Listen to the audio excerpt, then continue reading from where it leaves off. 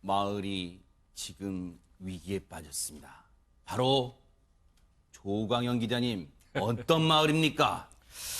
경북 영주에 있는 한 새마을 금고에서 새마을입니까? 네. 복면에스 강도가 침입을 아하. 했습니다. 네. 근데 이제 굉장히 좀 특이한 것이요. 이 강도가 네. 침입을 해서 탈출하기까지 시간이 3분밖에 하하, 지금 저 범행 장면 CCTV인가 보네요. 네. 지금 나오고 있죠. 지금 굉장히 위험천만한 장면인데요. 아하. 모자를 쓰고 이제 복면을 쓴 이제 저 강도가 침입을 했어요. 당시에 아하. 이제 직원이 남녀 4명이 있었는데 식사 중이었다고 해요. 아하, 네. 근데 재미있는 것은 이 네. 강도가 현관 정문으로 들어온 것이 아니었습니다. 네. 이날 이제 12시 15분경에 네. 미리 잠입을 한 거예요. 아하. 이제 건물 구조를 살펴보자면 네. 이제 정문에서 들어올 수가 있고요. 네. 왼쪽에서 들어올 수 있는 길이 있고 또 네. 지하 주차장에서 올라올 수 있는 3가지 길이 있는데 아하. 이 15분경에 강도가 옆에 있는 담장을 넘고 아하. 교회와 맞붙어 있는 담장을 넘고 잠입을 한 겁니다. 네. 그래서 이제 가만히 동태를 살피다가 아하. 8분 만에 슬금슬금 기어 나와서 네. 강도를 벌인 거죠. 아하. 그래서 이제 현금이 든 가방을 이제 갖고 이제 탈출했다 그런 네. 사건 개요입니다. 조금 전에 이제 조광영 기자님 말씀 중에 이제 이 설명을 재밌게 하시다 보니까 그 재미있다는 표현을 쓰셨는데 사실 저 장면은 재밌지는 않잖아요. 그죠? 아찔할 뻔했습니다. 그러니까 그 부분은 시청자 여러분께 저희가 양해를 구하겠습니다. 그런데 김복준 의원님, 예. 지금 저 장면을 보면요. 네. 이 범행이 일어난 시각 그리고 범행을 저지르고 이 도주한 시각까지 불과 얼마 안 돼요. 굉장히 짧은 시간이란 말입니다. 아니 결국은 들어와서 약 8분 정도 미리 잠복해 있었다는 거 아니에요? 네. 그러니까 이제 결과적으로 얘기해서 이 새마을 금고의 구조라든지 그 시간대별 그 영업 그 시스템 이거에 완벽하게 이제 그 숙지가 된 범인이라는 얘기죠. 그러니까 네. 즉말하면 사전 준비가 많이 돼 있다고 아하, 보는 건데 네. 아마 침입을 할 때도 이미 그 정문을 통과해서 도로에서 진입한 게 아니고 아하. 새마을 금고를 감싸고 있는 우측 좌측 그 담장이 약 1m 네. 정도 된다고 해요. 아하. 거기를 넘어왔어요. 네. 넘어와서 바로 옆에 있는 지하 주차장으로 스며들었다가 네. 거기에서 약 8분 정도 대기하고 있다가 네. 이제 점심 시간이 되니까 아하. 갑자기 이제 급습을 한 건데 네. 그리고 이제 정작 이 4,300만 원을 담아가지고 떠나는 시간은 1분이에요. 1분. 하하. 1분 네. 만에 도주를 했고요. 네. 이제 한 6분 정도 있다가 그 여직원의 신고를 받은 그 경찰관들이 출동을 했을 때는 네. 이 사람은 이미 도주한 그 상황이었거든요. 아하, 근데 네. 이제 제가 이렇게 그 지금 그 영상을 어제부터 제가 수없이 자꾸 보는데요. 네네.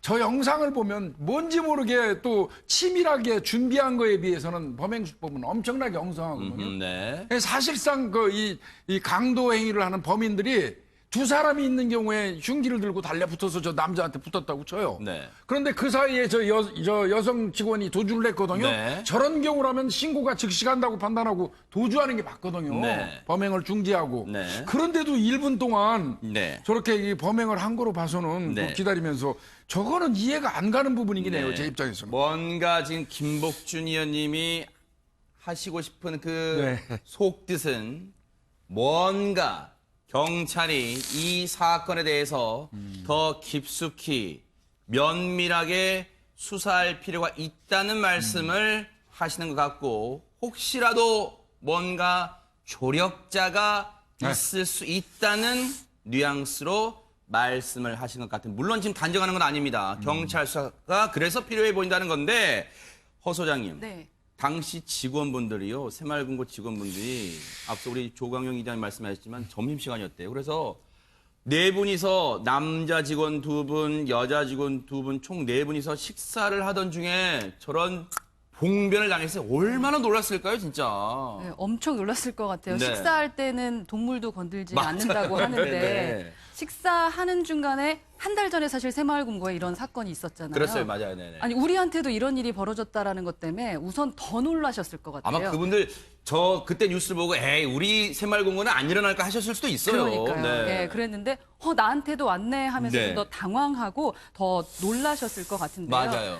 그만큼 대처도 근데 참 치밀했었던 것 같아요. 네. 예를 들어서 돈을 담을 때 10,000원짜리로 담을까요? 뭐 1,000원짜리로 담을까요? 50,000원짜리를 담을까요? 라는 이야기를 했던 것은 아마도 기존의 새마을금고에 그런 사건이 있었기 때문에 아하. 만약에 나한테 이런 일이 벌어진다면 네. 이런 식으로 시간을 끌고 신고를 해야겠다라는 생각은 하신 것 같은데 네. 그럼에도 불구하고 그런 사건이 터졌을 때는 네. 진짜 깜짝 놀라셨을 거고 아하. 앞으로는 아마 식사하실 때마다 이게 주변을 돌아보시면서 그러니까요. 나에게 무슨 일이 생길까 걱정하는 그런 트라우마가 생길까 봐 걱정입니다. 이게 트라우마로 이제 작용을 할 것 같은데 네. 근데 이제 박영주 변호사님 지금 이제 기사 등을 통해서 이 언론들이 취재한 내용을 보니까 더 기가 막히고 지금 놀랄 일이 이 해당 새마을금고에서 1분 거리에 파출소가 있었대요.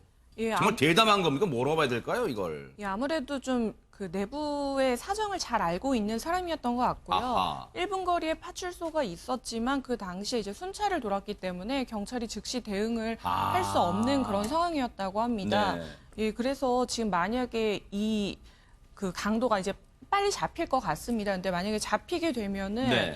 지금 굉장히 계획적인 범죄이지 않습니까? 이게 지금 도망가는데도 1분 정도밖에 걸리지 않았다라고 그러니까요. 하고 있고 파출소의 사정도 잘 알고 있었던 사람으로 네. 보이는데 이 흉기 휴대 강도 같은 경우는 가중 처벌이 되기 때문에 무기 또는 5년 이상의 징역에 처해지게 되거든요. 아하. 그 최저형이 5년입니다. 아하. 그리고 지금 피해자도 은행이기 때문에 다수의 사람들에게 피해를 주고 있어서 맞아요. 잡히게 되면 무조건 구속이 될 것 같고 네. 또한 그 중한형이 피할 수가 없을 것 같습니다. 바로 아하. 구속이 될 것 같습니다. 네. 근데 조강현 기자님, 네.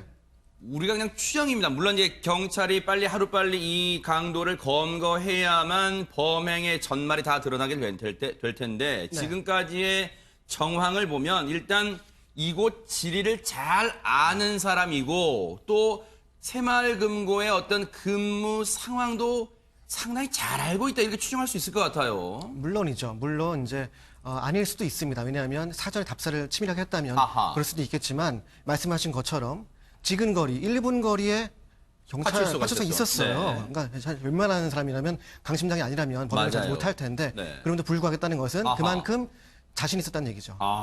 자리에 없다. 그리고 저 사람이 당장 들어오지 않는다라는 동선을 네. 체크를 한 다음에 아하. 과감하게 범행을 저지른 겁니다. 아하. 그러니까 뭐 직원이 4명 있는 사실은 수적 불리한 상황 아니겠습니까? 그러니까요. 하지만 그럼에도 불구하고 했다는 것은 네. 그분들의 근무 패턴을 이미 파악하고 있었다는 그런 방증을 볼 수 있겠습니다. 네. 김복진 의원님 지금 보면 도주 경로까지 미리 파악했다고 지금 추정이 되는데 네, 네. 왜 이렇게 새마을금고가 주요 이 강도 범행의 타깃이 되는 거예요? 우리 뉴스파이터에서도 제가 이 새마을은행 강도 관련해서 방송한 게 꽤 그렇죠. 여러 건인 것 같습니다. 네, 네. 지금 생각하면. 근데 앵커님 좀 생각나시는 거 은행 강도 새마을금고 빼놓고 별로 기억 안 나시잖아요. 은행은 별로 없지요. 없는 것 같아요. 아마 우체국 한 번 있었던 것 아, 같아요. 나머지는 그렇죠. 전부 다 네네. 새마을금고 아닙니까? 네네. 이거 이유 우리가 수도 없이 얘기했지 않습니까?